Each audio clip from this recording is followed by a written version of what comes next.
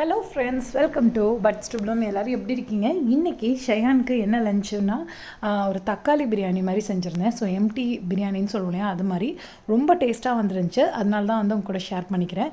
ரொம்ப ஈஸியான ரெசிபியும் கூட. நீங்கள் இது வீட்டுக்கு உங்கள் எல்லாத்துக்குமே மத்தியானத்துக்கு நம்ம லஞ்சுக்கும் பண்ணிக்கலாம். ரொம்ப குவிக்காக செய்யக்கூடிய ஒரு லஞ்ச் பாக்ஸ். நிறைய பேர் வந்து வெரைட்டி ரைஸில் வந்து டிஃப்ரெண்ட்டாக தேடிட்டு இருப்போம்.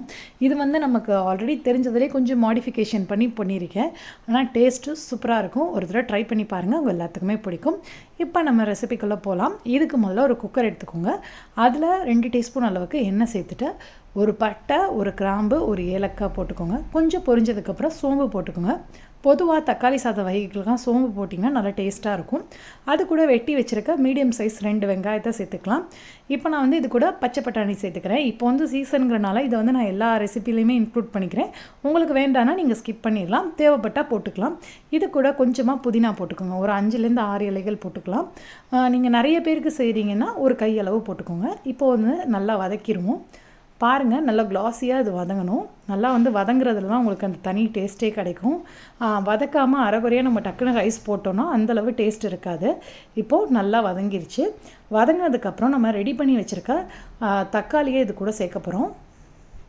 நான் வந்து ஒரு மீடியம் சைஸில் 3 தக்காளி எடுத்து நல்லா பழுத்த தக்காளியாக பியூரியாக எடுத்து வச்சுருக்கேன்.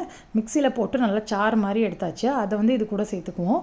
இப்போது இது எல்லாத்தையும் நல்லா மிக்ஸ் பண்ணி விட்டுக்கோங்க. மிக்ஸ் பண்ணதுக்கப்புறம் ஒரு 1/2 ஸ்பூன் அளவுக்கு இஞ்சி பூண்டு. ரொம்ப அதிகமாக இந்த இஞ்சி பூண்டு பேஸ்ட் போட வேணாம்.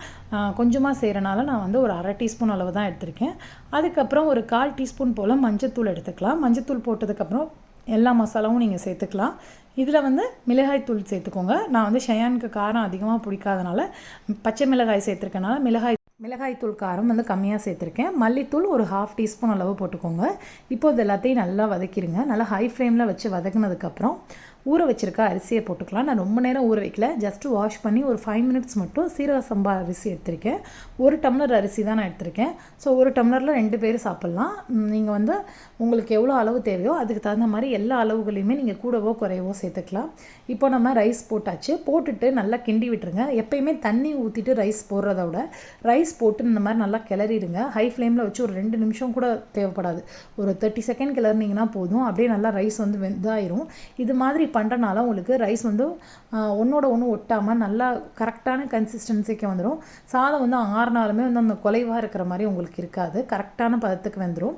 இப்போ நான் இது கூட வந்து தண்ணி சேர்த்துக்கிறேன். நீங்கள் தயிர் கூட சேர்த்துக்கலாம், பால் சேர்த்துக்கலாம்.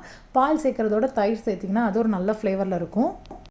இப்போ நான் மிக்ஸி கப்பை அலசிட்டு அதுலேருந்து தண்ணி சேர்த்துக்கிறேன். அந்த தக்காளி அடித்ததோட தேவையான அளவு உப்பு போட்டாச்சு. உப்பு போட்டதுக்கப்புறம் நம்ம இதை வந்து மூடி வைக்க போகிறோம்.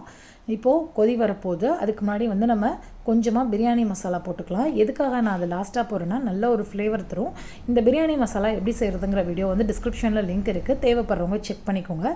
இப்போது குக்கர் மூடியாச்சு. மூடிட்டு நான் 3 விசில் ஹையில் 1 விசில் மீடியமில் விடுறேன்.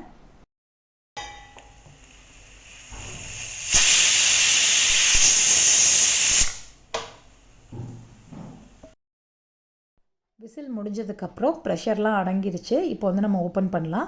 ஓப்பன் பண்ணிங்கன்னா ரைஸ் வந்து நமக்கு இந்த மாதிரி தான் இருக்கும். லைட்டாக ஒரு ஸ்பூன் இல்லைன்னா ஃபோர்க் வச்சு இந்த மாதிரி கிளறி விட்டுக்கோங்க. அந்த ப்ரெஷர்லாம் ஃபுல்லாக வெளியில் போனதுக்கப்புறம் ரைஸில் இருக்க அந்த எக்ஸஸ் வாட்டர்லாம் போயிடும். வந்து உங்களுக்கு ஒன்றோட ஒன்று ஒட்டாமல் வரும். 6 நாளுமே நல்லாயிருக்கும் இந்த ரைஸ் பார்த்திங்கன்னா.